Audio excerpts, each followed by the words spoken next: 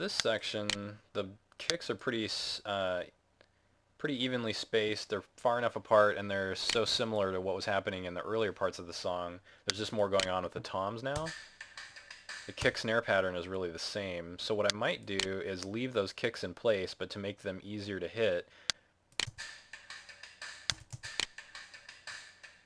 is take out this tom hit that comes right before it.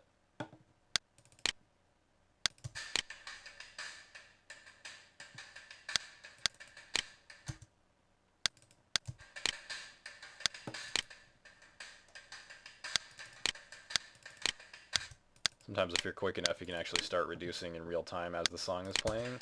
You just want to be really careful if you get into doing that so that you're not missing stuff as it's going by.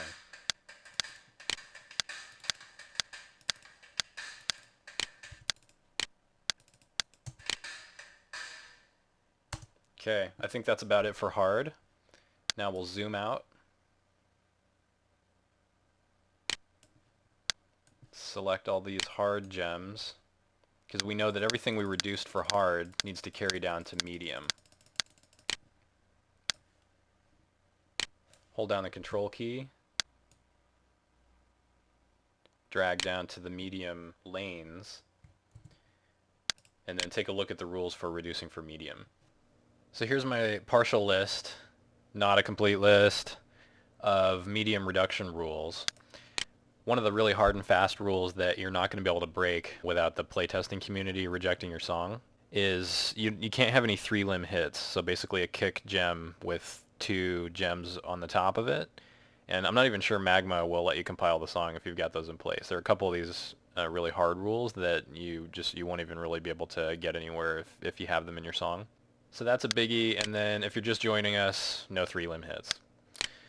Number 3, you need to remove kicks that fall in between timekeeping gems. So in other words, if you've got like an 8th note hi-hat pattern on your yellows, you're kind of scanning along and looking for kicks that are woven in between those, because it's a form of syncopation that's really tough for a drummer playing on the easier levels to be able to coordinate their limbs with enough limb separation or limb independence to be able to nail those. So we can go through and start taking those out. When you get into your fills and your drum rolls, if they're 16th notes, or there's even songs that have like 32nd note rolls, you want to cut those down to where you're basically hitting 8th notes. So they still get the sense of it, but they're not having to do a roll motion, which is a really difficult thing to get the hang of. It's okay on medium to leave kicks under your crashes unless the crashes fall off of a really strong quarter note beat, and then in that case it is going to feel really weird and difficult to be able to hit that, so we go through and take those kicks out. If it's a faster song like this one and you've got you're hitting a crash maybe at the end of a drum fill, and then you immediately are going right into another hit on the next 16th note or 8th note right after that crash, it's going to be tough just to physically move your hand quickly enough from one pad to another after that. And it's exacerbated by the fact that a crash will have a tendency to feel like the end of something. It sort of feels like the punctuation at the end of a sentence. And so mentally, it can just be really difficult when you're still getting the hang of the drums to just continue playing and roll right into whatever the next gems are after that. So we'll tend to remove those as well. And then similar to on hard, where if it was over 170, we'd start to consider reducing the timekeeping pattern, which again, it could be on the hi-hat, it could be on the toms, but there will usually be some sort of a pattern that's just kind of ticking away on the pads. And when you're up above 140 on medium, you'll start to need to thin those out for the player to be able to keep up.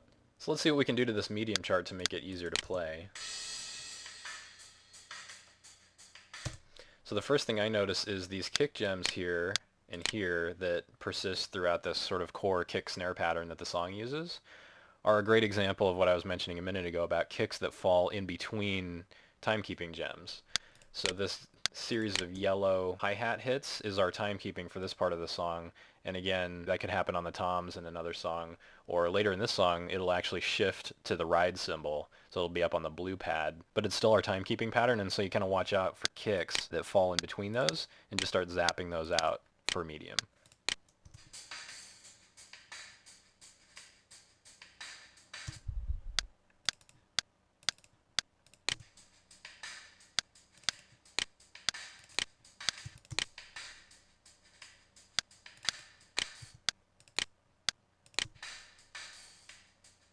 This transition from this snare to this open hi-hat up on the blue pad may be a little tough for a medium player.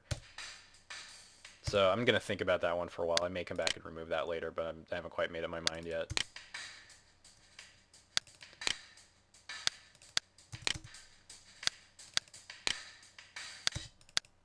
Here's a crash with a kick underneath it, but because it's falling right on the quarter note that kicks off that measure, then I can leave it there. But if it was, you know, this type of thing where it was off the beat, then I would take that kick out.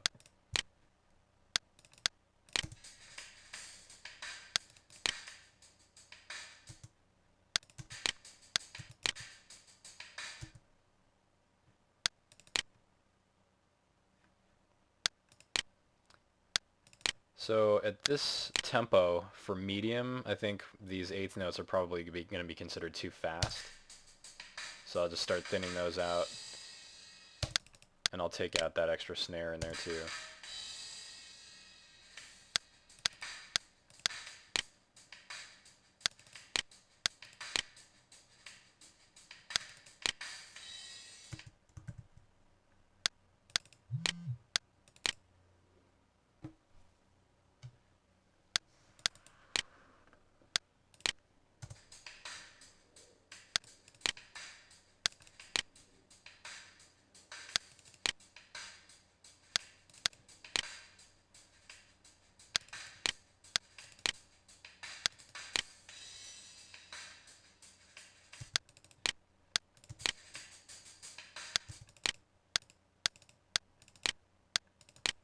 Again, just trying to be consistent with how I did the same thing earlier so that the player starts to get used to it after they've been playing through it for a few minutes.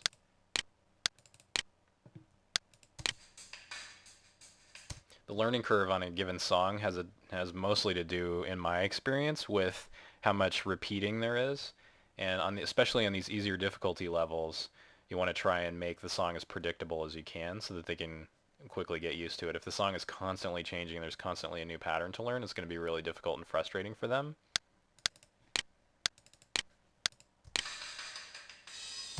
So here's the first real fill that comes along in the song, and I'm basically going to take out these extra tom hits, so it's just going to go bump, bump, bump, psh, from their perspective.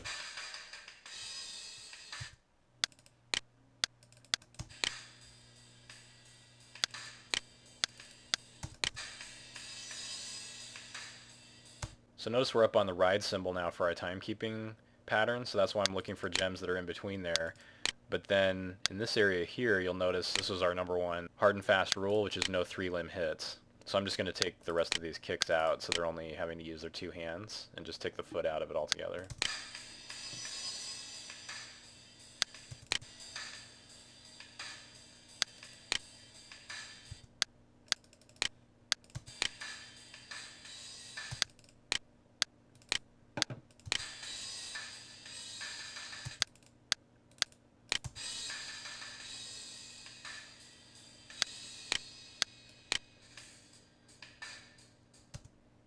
So I'll go ahead and edit out, finish up the medium section here, and then we'll take a look at easy. Alright, so I just finished this medium reduction here, and I'm about to move on to the easy reduction. I'll just take a quick break to do a save, because Reaper is no different than any other application, and it will crash every now and then, though it's pretty rare. I would just advise you to save often. Now we'll go back in here and copy and drag down for easy, just like we did on the others.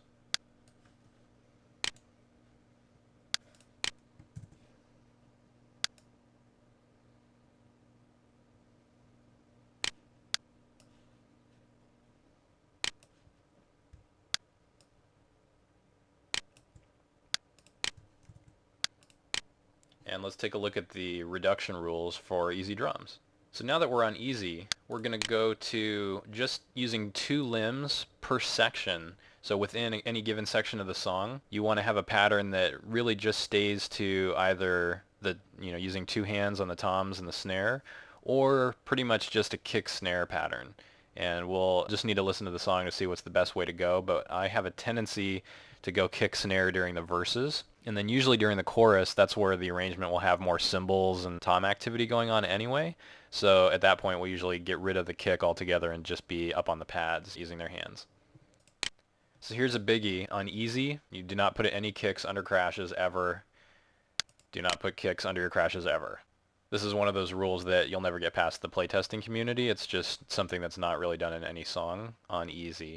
And then the last one is just taking a look at our fills and seeing if it's possible to reduce those even further to make them easier to play. And then we'll just kind of give the song a general once over and see if we're there.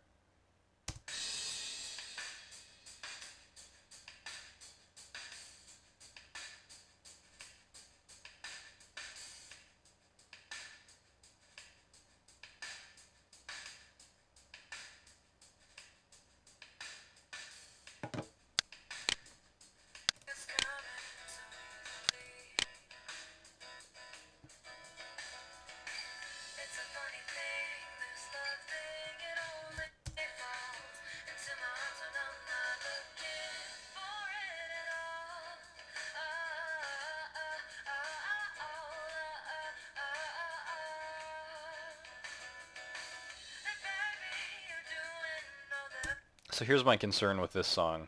Like I was saying a second ago, I would ordinarily go down to just kick snare during the verses here. The problem is with this particular pattern, we've got eighth note spacing between that snare and the kick that follows it, and that happens throughout.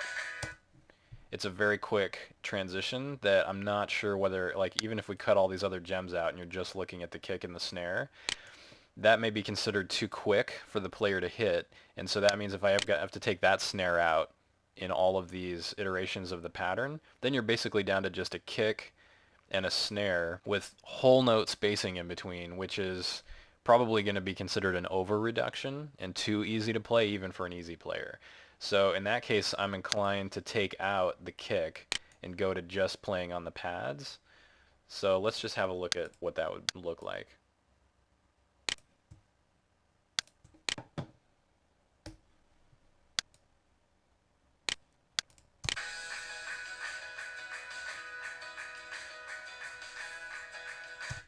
So I think that's probably what I'm going to stick with for now, and we'll just see what kind of feedback we get when the song goes into playtesting. But what I'll also do is take out these extra snare notes that have that eighth note spacing, so we're just really giving them a strong quarter note beat to play.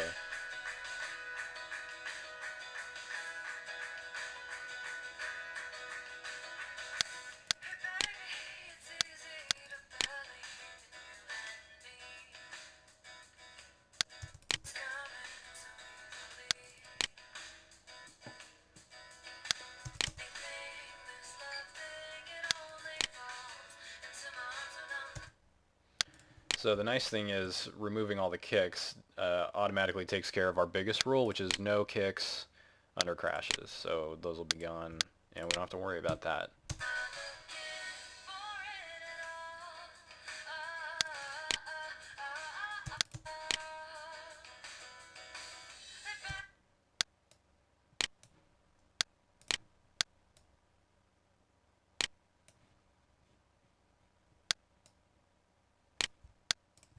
And then I just kind of go through section by section and start applying whatever the solution is that I've come up with.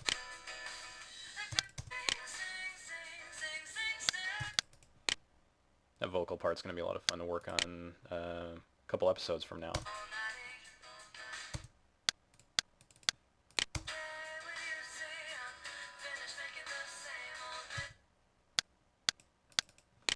So this is going to repeat for a bit here. What I'll do is jump ahead and look at the part when it gets into the tom pattern and see what kind of a strategy we can come up with for that part.